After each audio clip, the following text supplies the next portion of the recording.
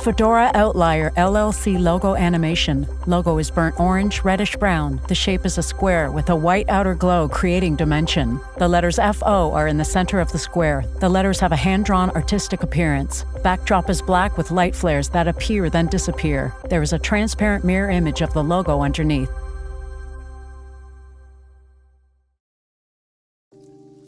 All right, so here we go. We are back with another interview, which you guys know I don't do unless I get inspired. This person definitely has inspired me. I'm going to take it from today all the way back. And all the way back is probably about a week and a half ago. But today, I love a person that uses a calendar, that checks their appointments. That means they're mindful of their time and they're respectful of other people's time. And guess what? If they're going to be late, because they are respectful of people's time, they will tell you, hey, I'm running a bit late, right? I just fired someone. They let themselves go just yesterday because I can't stand being late. You don't respect me, right? So let's go back. Coming off the elevator at the National Federation of the Blind 2022 NFB convention in New Orleans, baby. And you guys know the blind thing. I'm completely blind. I'm really just trying to find my way. I'm lost. So I latch on to the first thing that I hear talking, and it was this person, Miss Lyvette Byrd, right? And so we get into, hey, where you going, where you at, what you doing, blah, blah, blah. And she gets this thing, this light bulb that goes off and say, hey, if you do that, you might be able to help me with this project that I got going on. Business moves at the speed of relationship. So we exchange information. We find out who knows who and who knows what. And one thing about it, shout out to Denise Brown. Anyone who knows Denise Brown and Denise Brown says she knows them, they are good people. Off the bat, it's like an automatic cosign. So I am glad that Denise Brown knows her. And I am going to introduce my audience, you guys, to Lyvette Byrd. Already a great person, a kindred spirit, an amazing cook. And I ain't even had no food. I just know because she cook all the time. Anybody who cooks all the time or does anything all the time, if you lie all the time, guess what? You're a good liar. But she cooks all the time. I'm talking, she cooks like 3 meals in one day that lasts for the whole week. She like expects leftovers that you just gonna love. Maybe this should be the title of the episode, Leftovers That You Will Love. Do you hear me? 3 meals, that's one nice. day. Oh no, that's good. Yes. How are you? Yes. I'm well, sir. Thank you very much. Man, thank you for being here. It's been literally years since I've done one of these interviews where I'm just like getting to know the person. Like, how did you become blind? And, you know, what was your childhood like? And all of that stuff. So get into it. Let's talk about how you grew up, where you grew up, your 2-parent family household, where, you know, just tell us all about yourself, right? Okay. Well, my name is Lyvette. I'm a Philly girl. I am a true Philly girl, born and raised in Philadelphia. And for the most part, education was here. Raised my family here. Philly is just where it is for me.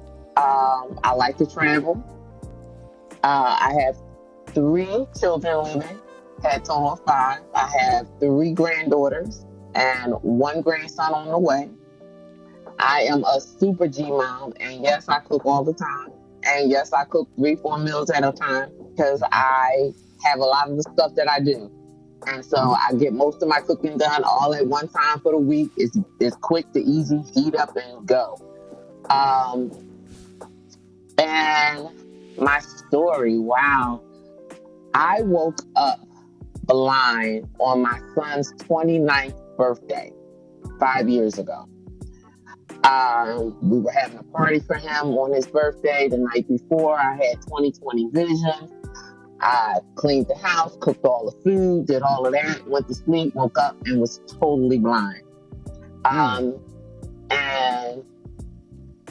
I basically, didn't skip a beat because we were going to have this party. I was convinced we were going to have this party.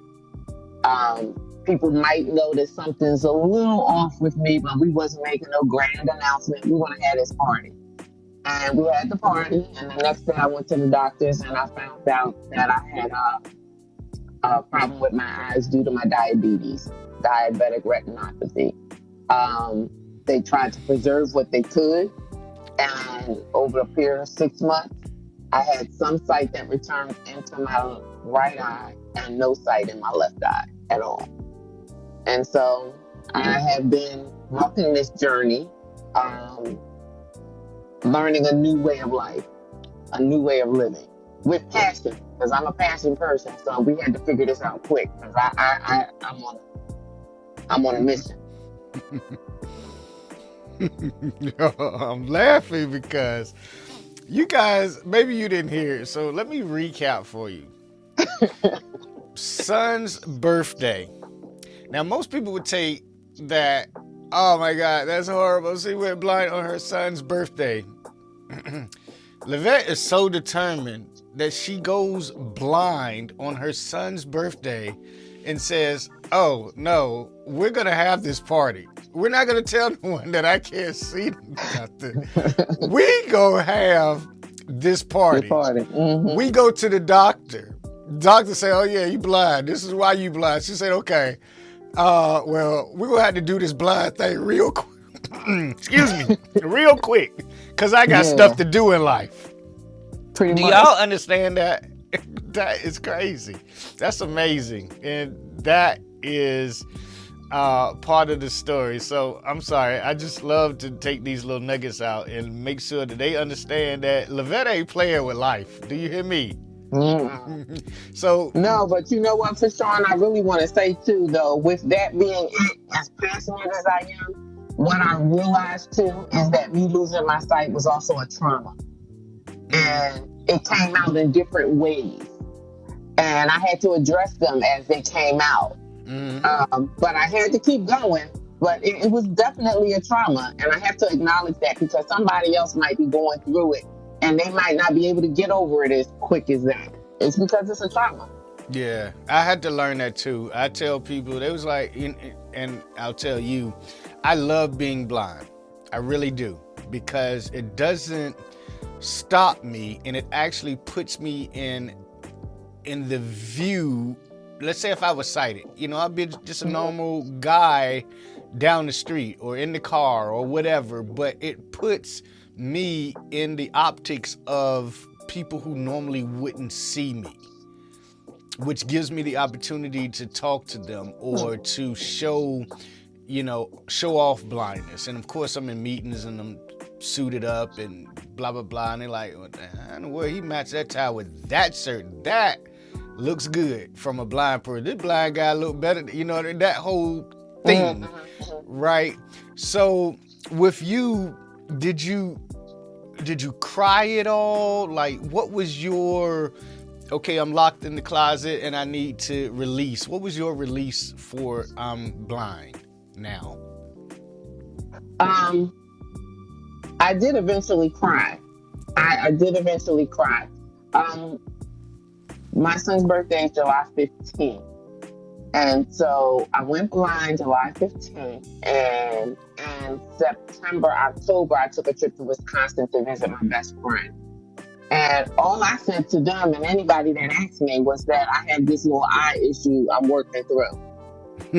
I was in I guess part of me was in denial.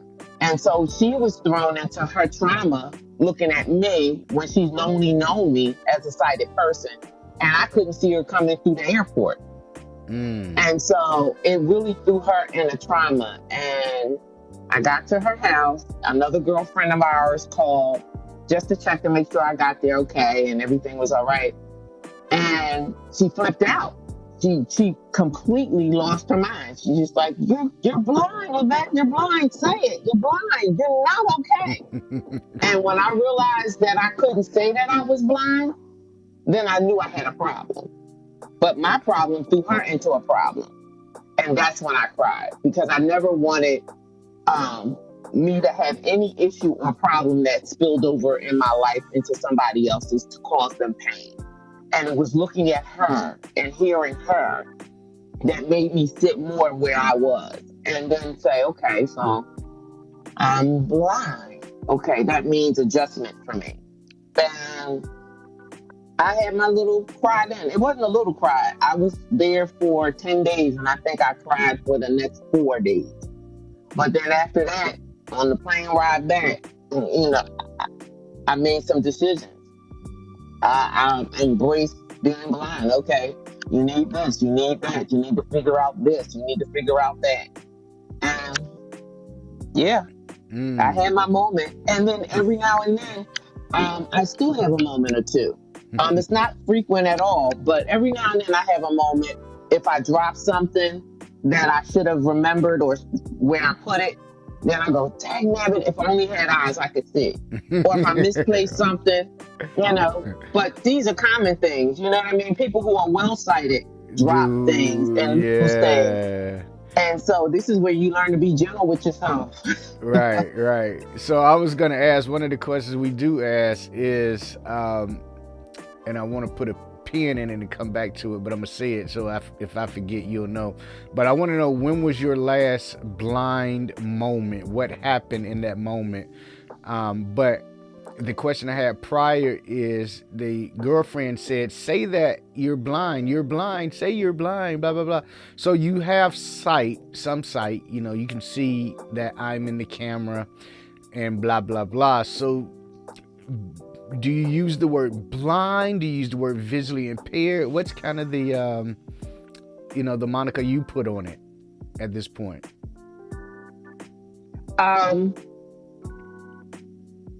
I say visually impaired. Okay.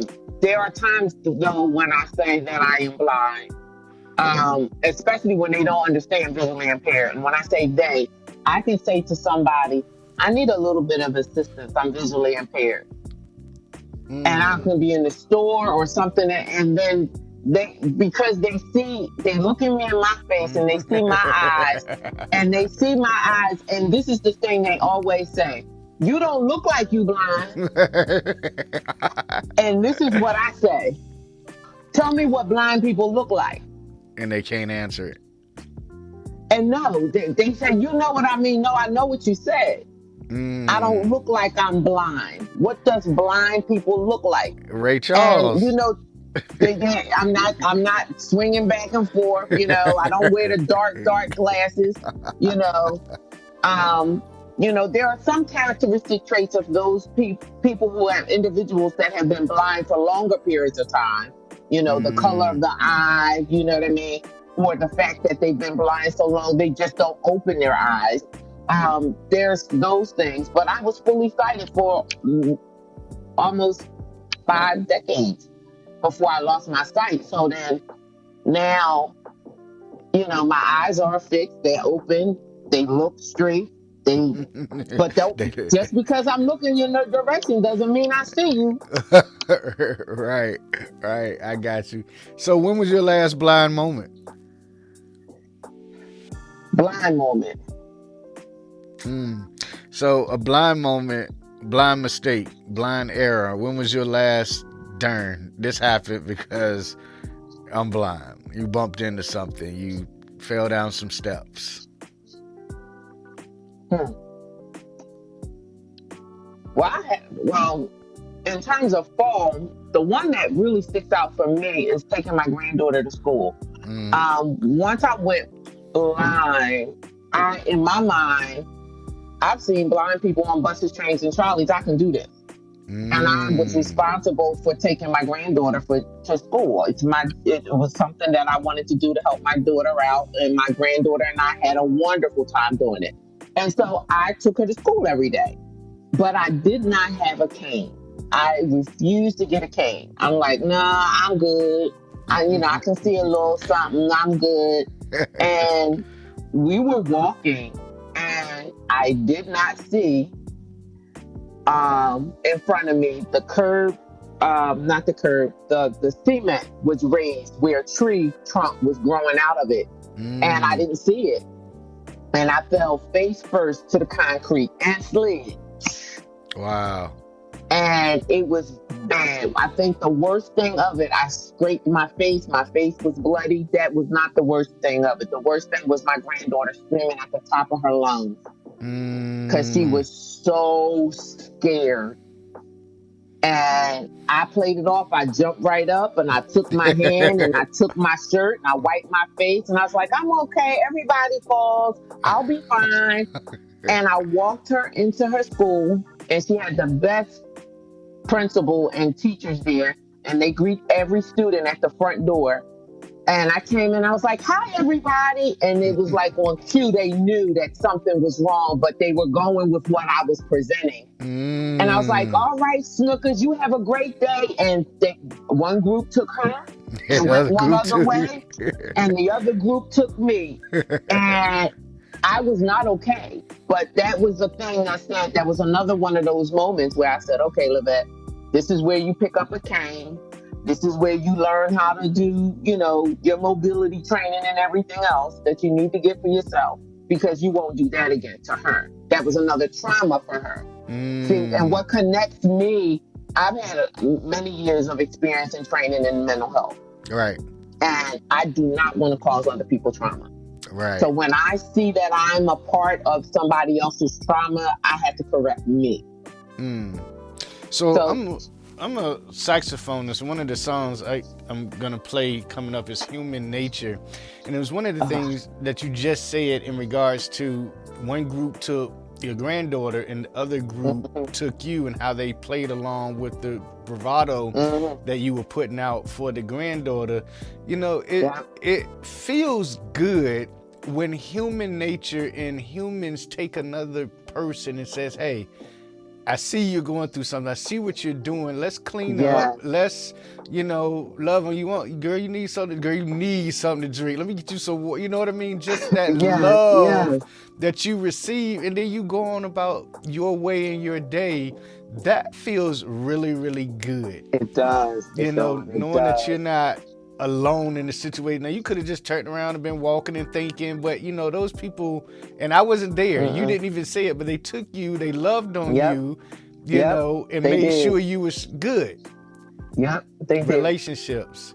So this trauma, you've been in it for a while. I'm sure you see it and more prevalent, and it's definitely more needed in today's time, more than ever. So I want to kind of fast forward and then let you go back in the story, but you remind me so much of me. My first convention was in Detroit, National Federation of the Blind Convention, and we're on the bus for Georgia, and I'm at the back of the bus because that's where all the cool kids sat when I wasn't cool in high school and all that, right? So I'm in the back of the bus. We pull up to the Marriott.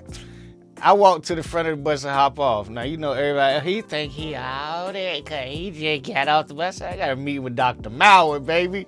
So I say, hey, man, go get my bags, take them to the bag boy. The bag boy bring them to my room. I already know how I go. I stayed at plenty of hotels.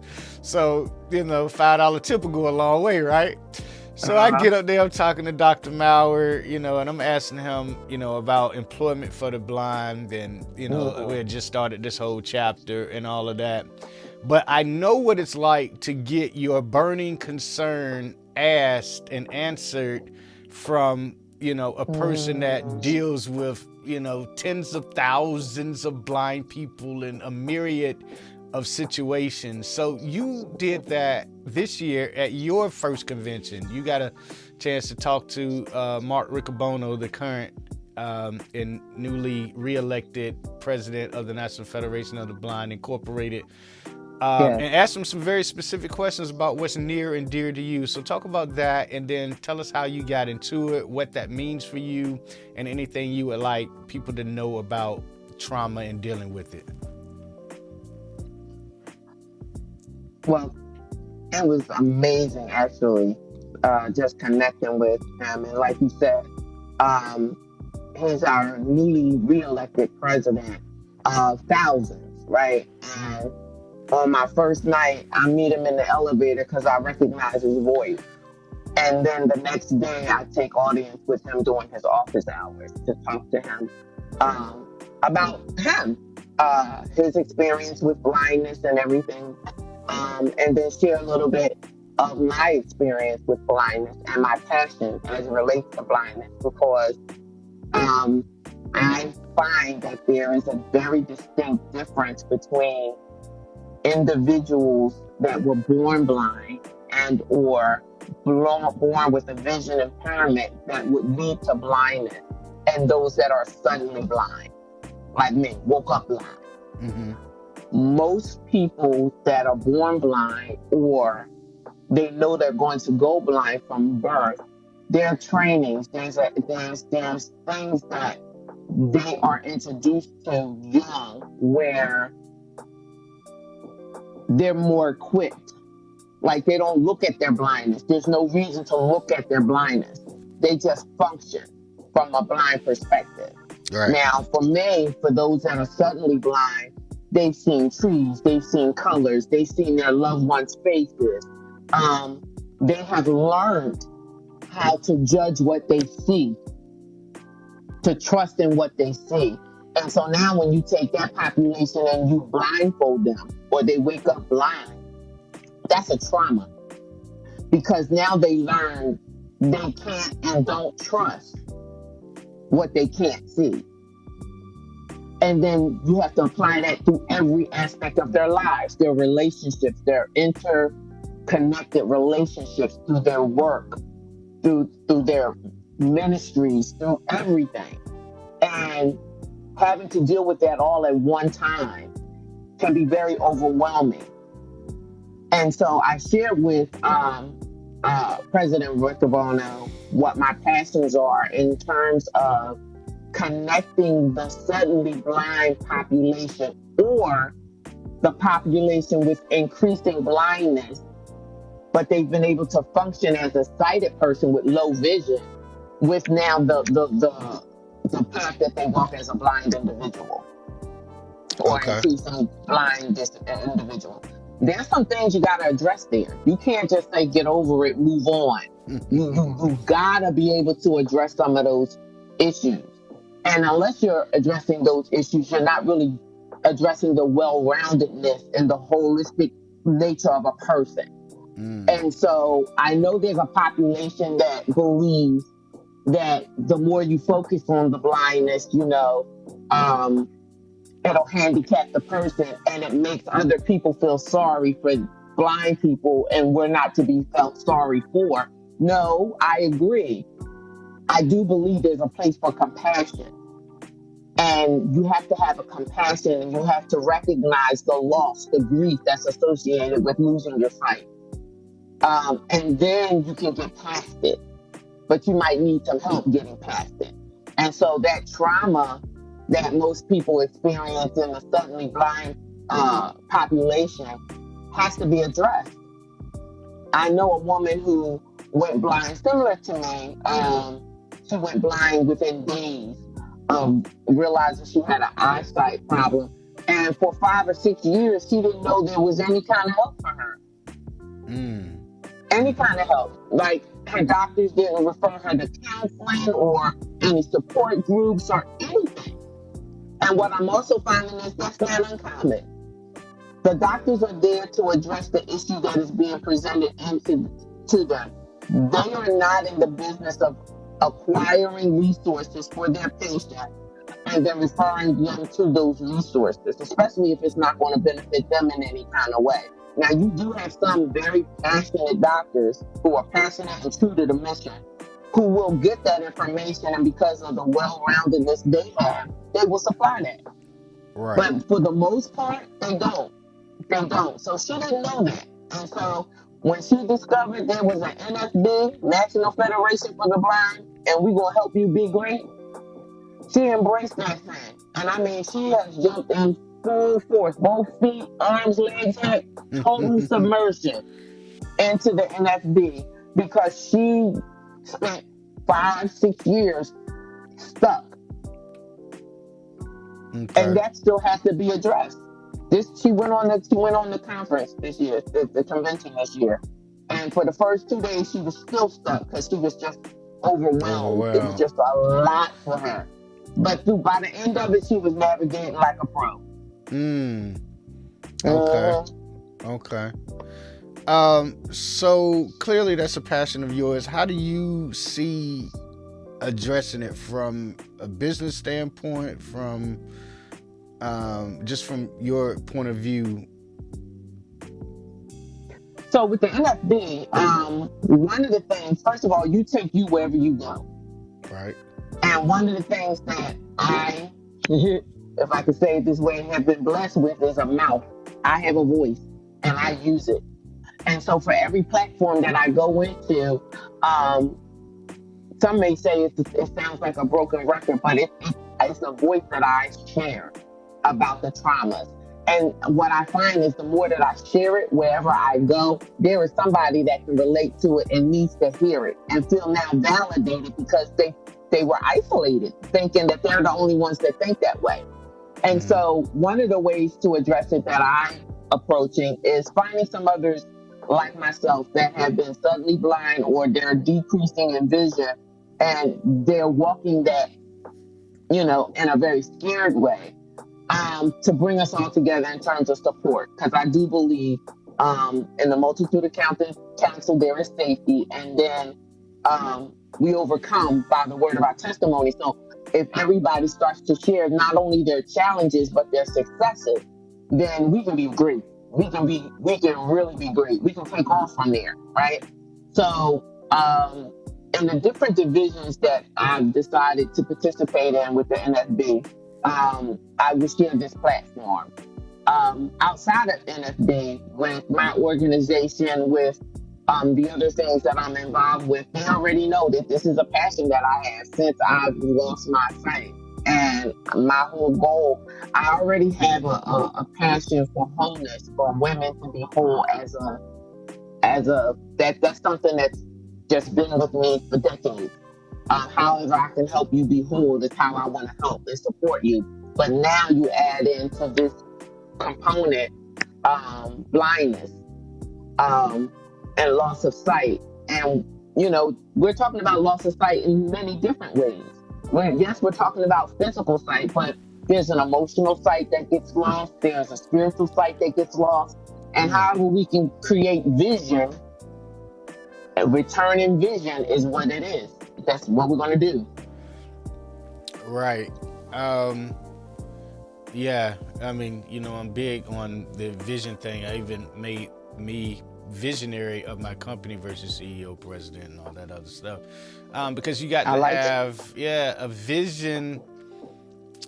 If you don't know where you're going, you won't know when you get there, is my philosophy. And I'm a big, go where the hockey puck is going to be at. You know what I mean? It's like have an end in mind and strive towards it. And so I get it. Even though you may have lost your sight, you still got to have a vision, a passion, a drive for life. And so speaking of life and vision, you got a couple of events. One, we're going to talk fully about. Two, we're going to tease because we're going to have Lyvette back when it's closer to time and closer for you guys to join and be a part, especially all you ladies out there. Please join her, especially when she talks about the second event. So this one that you just had this past weekend is going to be an annual event. And you started it in collaboration with two amazing people. One that is so attached to you that he will always be. And the other one is a politician in which it's good to know people in high places, but more importantly, is even better when they know you. So talk to us about the event you just had, and then we'll transition into the event that you have coming up in October. Sure. So this past Saturday, we had our first annual John John Awareness Walk. And it's called John John because it's about two men that have been men in my life. One, my son Jonathan, who just this past weekend turned 34. And then the late Senator John Hines. who fought and advocated for so many different things while he was in office. But one of those things was to address the rubric that was being used to um, determine eligibility for benefits for children. And until the law was changed and the rubric was changed, children were being compared with the same rubric that they were doing adults. And so many children were denied benefits for many years because, according to the rubric that was being used, they were failing, right? Mm-hmm. And so he fought for it. He fought and he won. And so because he won, at the time, Jonathan, my son, and I were going to United Cerebral Palsy of Pennsylvania in Chestnut Hill for his therapies. And he wasn't yet 2 years old yet. But they asked us to present Senator Hines with an award because of his advocacy, and we did. And he thought that I was receiving benefits for John. And he said, so now other people like you will be able to receive benefits. And I said, well, I'm not receiving benefits. And he said, what do you mean? And I said, I'm that part of the population that has not received any benefits. Jonathan has been denied benefits. And so he walked away. And when he came back, he brought me his lawyer, his personal lawyer. And he says, listen, schedule another appointment. And when you schedule an appointment, call my lawyer and he'll meet you there. And I said, I've already been denied this year. And at that time, you can only apply once a year. And he said, no, apply, make an appointment, and take my lawyer. And I did. And the end result of that is Jonathan got benefits. And he got a nice benefit package. And I was happy. Jonathan was happy. And I was so very eternally grateful. Now you fast forward. At age 13, Jonathan went into residential placement. And he went to Devereaux. Loved my experience there with Devereaux. And he was there until he was 22. He transitioned from Devereaux back into the city at a place called the Associated Services for the, TAID, the Association for Independent Growth. It's a place where I've worked before, and I've been in the mental health field for a while. So I had some connects there. I said, I want to bring my son home. Let's see if we have a good fit for him there. And that's where he went. And then they changed hands, and Jonathan ended up in a crisis situation. And I decided to pull him and bring him home. And that was August 28th of last year. And in bringing him home, I now needed to find in-home services for him where he could have support in-home. And so this is where a company called MaxiCare and his owner, the owner of the company, Anthony Awu, came in to play. And Anthony started taking Jonathan to the park. Now, what part? At the time, I did not know. Because I was scared to go. I was scared for Anthony.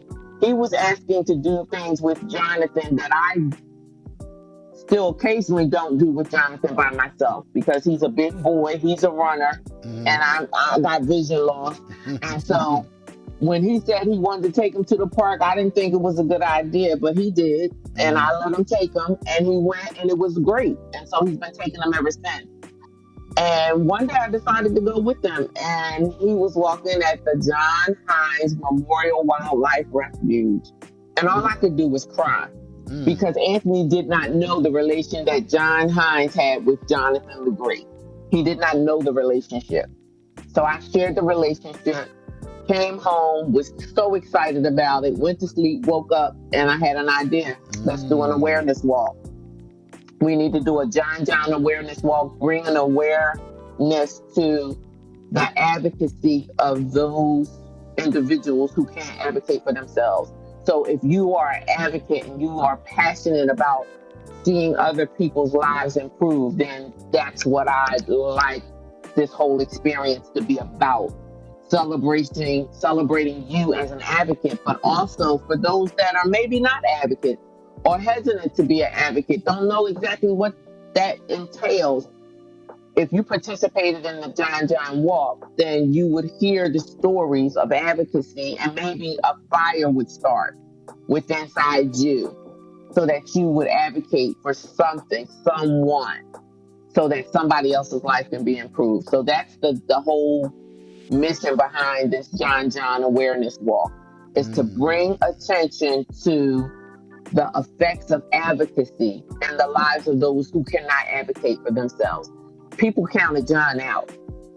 He was 3 months premature. He weighed 1 pound 5 ounces at birth. His twin didn't make it. He's been fighting all his life. And throughout his life, he has had advocates. Of course, I'm his mom. I'm going to fight for that boy, right? But then he's had other advocates. And because he's living a good life and he's thriving. Advocacy just provides an opportunity to let somebody else thrive instead of just survive. And so this is what this whole walk was about. And it was on Saturday. And I consider it to be a success. My family and friends met me there. We have on our t-shirts that says John John Awareness Walk. It's this beautiful orange shirt. And we took off on a 5.1 mile walk. And it's a beautiful place. But we also networked, just similar to how we networked and we met. I met some special ed teachers from the school district who are interested in partnering with us in upcoming events. I met a man who was on a family outing, and his adult daughter is 38, and she's got different abilities. That's how I like to say it, different abilities. Right. And he was just amazed that there was such a walk. He didn't know. I said, well, here's my card. We're doing it again next year. And, if you need any resources or whatever I can help you with, that's what we're going to do. And so I made some good connects with that as well. But that was the John John Walk. It was a success. It's a good turnout.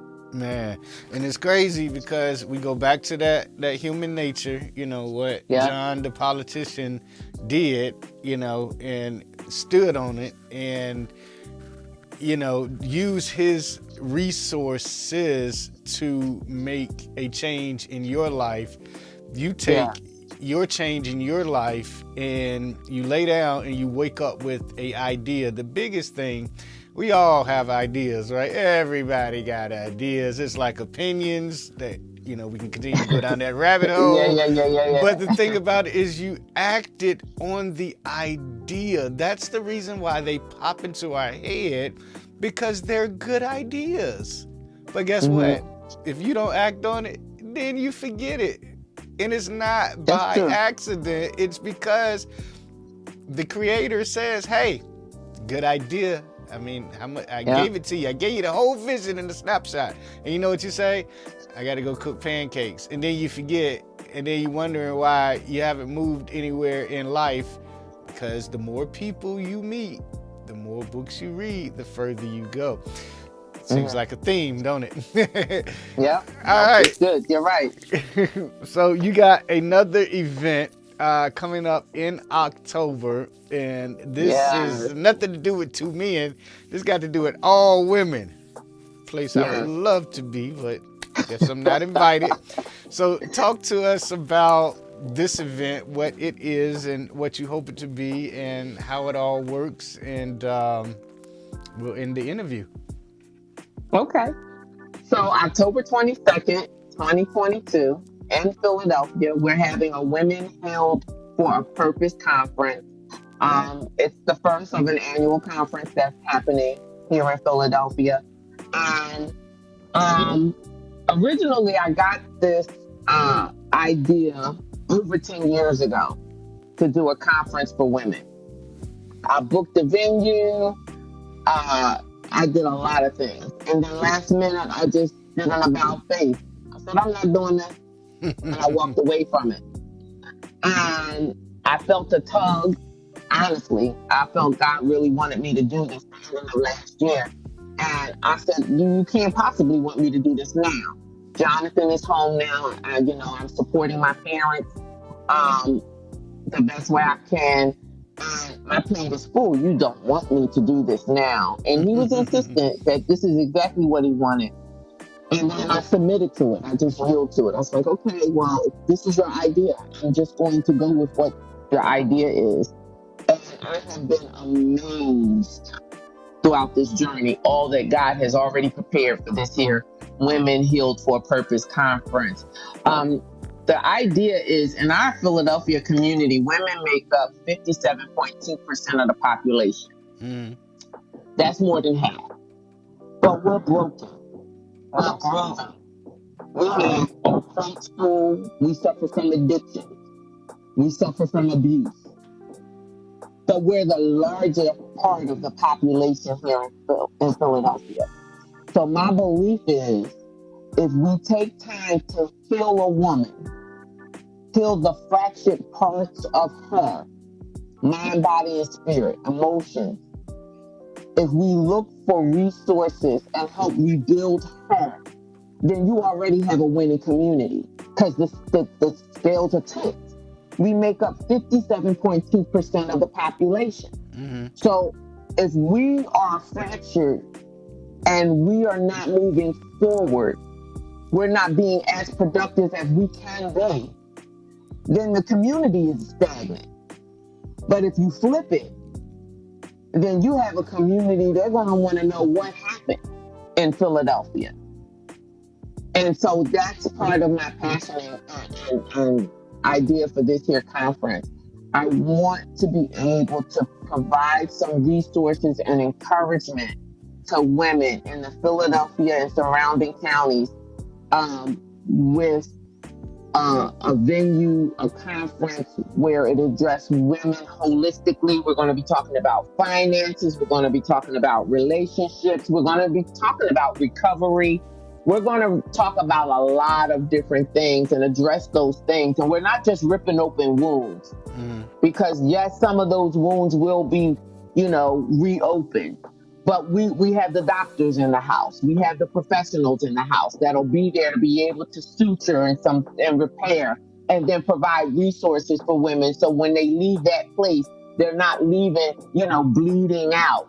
They're going to have and be equipped to be able to get some resources so that they can continue this healing journey. Got you. You said October 22nd? That is correct. October 22nd, that's a Saturday.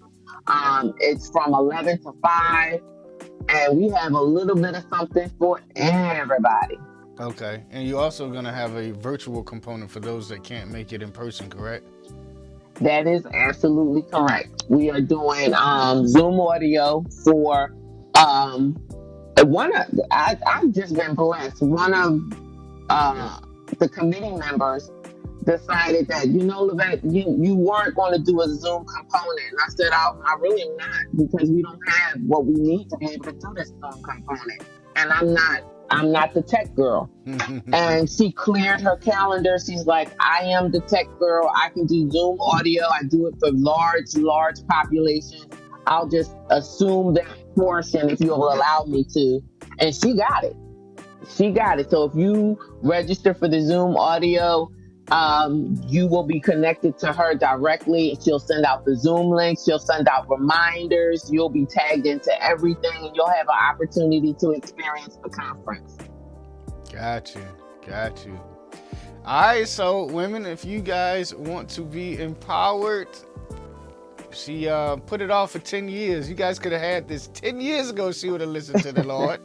But yep, that's true. But he redeems the time. Right. But it's here now, October 22nd. Listen, it's been an absolute pleasure, Lyvette, to meet you, to know you, to be able to build together, to have this interview, and definitely to have you come back as the event draws closer. One thing, after I got off the phone with you a few days ago, I immediately called Denise, and I say, Denise, why in the world when Lyvette mentioned my name, you just said, and passed it, and passed it on like I was chopped liver. She was like, oh, I didn't mean it like that. I was just blah, blah, blah, blah, blah. And he said, you know what? She said, you know what, Vashawn? She said, Lyvette, she's ready. And she said it like, grandma would say, take care of her. You know what I mean? Oh, and I wow. said, all right, well, she ready. You say she ready. Let's get it. So we are going to change the world together. She said, Thank you.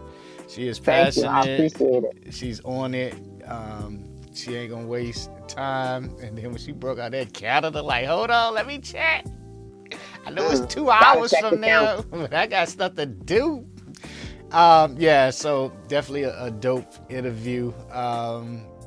Listen, tell the people how they can reach you, all your socials, and then we'll say goodbye. Sure. You can reach me via the web at forthebyrdconsulting.org, and that's all spelled out FortheByrdConsulting.org. I also can be reached at 215-688-5199. That's our office line, 215-688-5199. And on social media, For the Birds Consulting, it's Facebook, it's Instagram, and they were working on something earlier this week. As soon as I get it, I'll let you know for sure. Another media. I'm not the tech girl. I can pass on the information though. Thank you. But Sean, I want to appreciate you. And thank you very much for allowing me to have this platform and just to share some of my passions and some of the things that I'm doing. I'm grateful. I'm really grateful. Thank you. Not a problem. Absolutely. If you guys listen to the Joe Budden podcast, a very sometimes toxic podcast, but he has a clip that says, "Why do I love the birds?" So if you guys watch it, you'll catch the reference. He's not talking about birds in a good way. He's talking about those bird-minded people. But anyway, I love him, and I figured you guys would enjoy the call back to that. All right, man, it's been another one, a great one. It brings me back to my interview mode, so you guys know I am excited. Can't you tell? Can't you tell? So yeah, you guys know what it is, man. Let's change the world. Let's change the world together.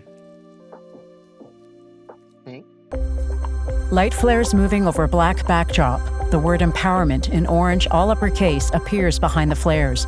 Underneath the word empowerment, in white lettering, also behind the flares, is a mechanism by which individuals, groups, and communities gain mastery over their affairs. Light flares fade. A transparent mirror image of the words are also underneath.